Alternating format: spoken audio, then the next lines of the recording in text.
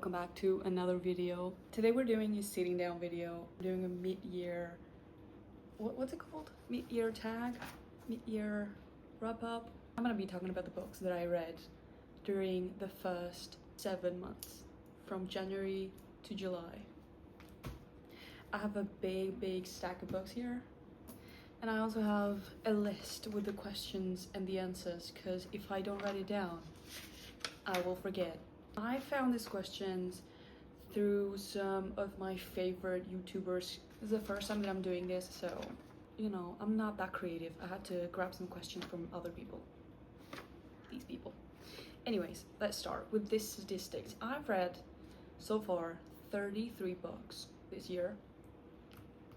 Most of which I read in physical form, which I'm really proud of, because I've been wanting to go through my physical TBR for a long time, and this year I feel like I'm doing it.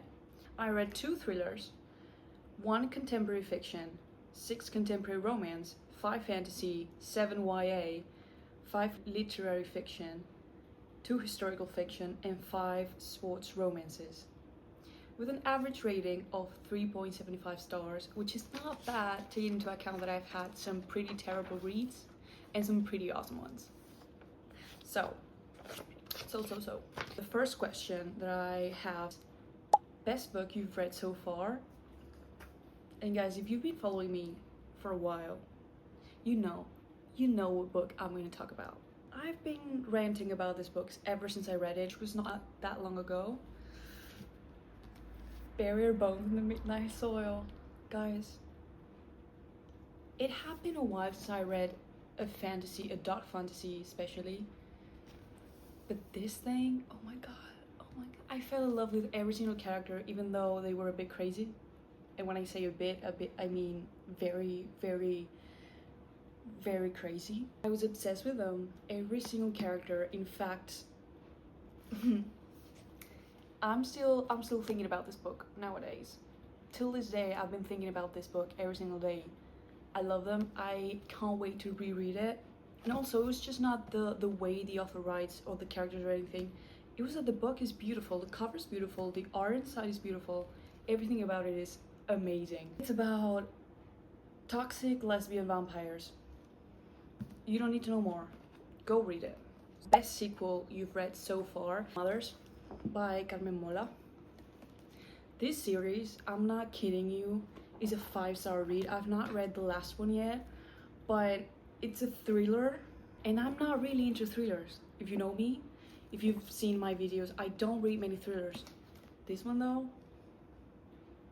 this series, especially the first and second books, if you're not into thrillers and want to get into them, I truly recommend this one. They are police officers, kind of like the FBI, but a Spanish version of it, that I don't even know if it exists in real life or not. But it follows them throughout the books in some cases. It kind of reminds me of Criminal Minds, but kind of like way more brutal and sadistic, and I don't know, just if you like Criminal Minds, you will probably like this series. Next, new release you haven't read yet, but you want to. And for this one, I have 3 books. First one is Fruit Fly. I saw Jack Edwards recommend this on an interview. I don't even know what it is about, but I don't care. If he recommends it, I'm gonna read it. So Fruit Fly is number 1. Then I have Yesteryear, which I've heard amazing reviews on. It's about a girl who is a tradwife influencer, I believe, and she kind of magically goes to the past and has to actually be a tradwife, and how that impacts her life. The last one that I have here is Into the Blue, which I've heard many people talk about in a really great way. I don't think I've heard a bad review at all. To be honest, now I'm thinking about it, I don't think I have. So then we have rereads for the second half of the year. And in this section, I have 3 books as well. First one is The House in the Cerulean Sea. I don't think I've ever read a book that was so pure and cute and fluffy and lovely ever in my life. With that said, you do whatever you want to do. This book is just amazing. It's very popular on Book Talk back in the day when I started reading again. And it was one of the first books that I read that got me back into reading. If you take anything from this video, take this, read this. So wholeheartedly pure. I usually say I don't like kids in books. This is the exception. It has kids, it revolves around kids. I loved every single second of it. Every single second of it was good, was great, was amazing, was incredible. The next one for this question is The 7-Year Slip. I've been wanting to reread this since I finished it last year. And I'm probably gonna do so soon, very soon. I had never read like magical realism before, and this one kind of opened a path for me. I really loved it. I loved her writing as well, and I'm really excited to reread it again. The final one, and the one that I'm definitely gonna be reading soon because the movie comes out in September, is The Love Hypothesis. I've read many Ali Hazelwood books. I found this book because it was again really popular in Book Talk when I started reading again a few years ago, and I didn't really know what I liked, what I didn't like, what I was supposed to be reading or not. I picked up this book, loved it, and then I remember talking with a friend and her saying that she hated the book, and I was like, well, I gave it 4 stars. Next question, we have biggest letdown. Some people are gonna come at me. Listen, it is my opinion, okay? My biggest letdown so far was Beach Read. I had been told by so many people, either online or by my friends, that this book was her best work. And I don't know if it was because I read it at the hospital while a member of my family was truly sick and I was not really paying attention to it, or because I just didn't like, I mean, it's not that I didn't like it, I give it 4 stars, but a lot of people were saying that this was 100 stars, you know what I mean? So I was reading and I was like, I don't get it. Like, it's good, but it's not excellent. Like, it's not, I didn't fully get the chemistry between them. I didn't fully get what it was supposed to be giving me. It wasn't like a bad book. It wasn't a bad book. I gave it 4 stars and I did really enjoy it, but since people were saying like, if I could read it again for the first time, I would pay $100 million to read it for the first time again, I would blah blah blah blah. I thought it was gonna be a 6, 7, 8, 9, 10 stars, and it wasn't. So that's why it is my biggest letdown, because I had such great expectations for this one that it did end up letting me down a little bit. Not too much, but a little bit. So sorry guys. Okay, next one, we have biggest surprise, and for this one, maybe some people do come at me as well, but it is The Score. I read this one because the TV show came out, so I watched the show, and they did show a little bit of the 3rd book in the show, and honestly that was the part that I enjoyed the most about the show. So I was like, you know what, I'm gonna read the book. I read the 4 books. I actually have a vlog on it if you want to watch it, this one. And The Score was such a great book. I don't even care about the way that it was written or how long it was written or whatever. It was the feeling that it gave me. It gave me such a great feeling. They were such a great couple. I don't understand how I had not read it yet. And I can't wait for their season. I know I'm gonna love it. They're my favorite couple on the books, and they're also my favorite couple on the TV show so far. Like, I was watching the show and I was like, I don't even care about Hannah and Garrett. I want to see Dean and Ellie. Next question is favorite author, new to you, Julie Berry. I read her book, Lovely War, and I think I was gifted this book. It is a book about the First and Second World War, narrated by the Greek gods. I don't think I need to tell you more. This is just amazing. Julie Berry, you have now become one of my favorite authors of all time. Next question is newest fictional crush. For this answer, I have two. First one is Sabine from Bury Her Bones in the Midnight Soil. Even though she was absolutely batshit crazy, I liked her. I don't care. I don't care. I was reading her live, I was reading her thoughts and reading her journey, and I did love her.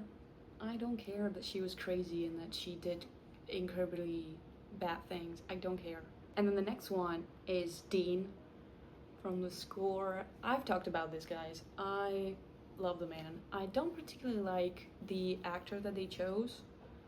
I feel like he's not what I imagined, but I don't care. I still love Dean, especially in the books. Next question is newest favorite character. And again, I'm going to go back to Bury Your Bones in the Midnight Soil. Alessandro. He's such a tiny character in the book, not important at all, but for the few scenes that he was in, I completely fell in love with him. He was just so cute and real, and he was just doing whatever the fuck he wanted, and I loved him. The people who have read the book probably agree with me. Next question is a book that made you happy. Out on a limb. I don't own a physical copy. I read it from my sister's shelf. She let me borrow it, and it was such a real and raw relationship between the two characters. I had never read a book by this author, and her relationship was so true, so real, so kind. I don't know, I just felt like everything they did for a reason, and everything they felt, I felt. It was such great writing. It was a great storyline, it was a great plot, and I did really enjoy that one. Then we have most beautiful book gone this year, Blue Sisters. I know that this is a book about 4 sisters, and I think one of them passes away, and it's the story of the other 3 grieving her and living without her, but I don't know if that's true or if I'm just making it up. I think that's what it's about. I've never read a book by Coco Millers, and I'm really excited to read this one, but I do think this cover is just beautiful. Next, a book you liked with mixed reviews.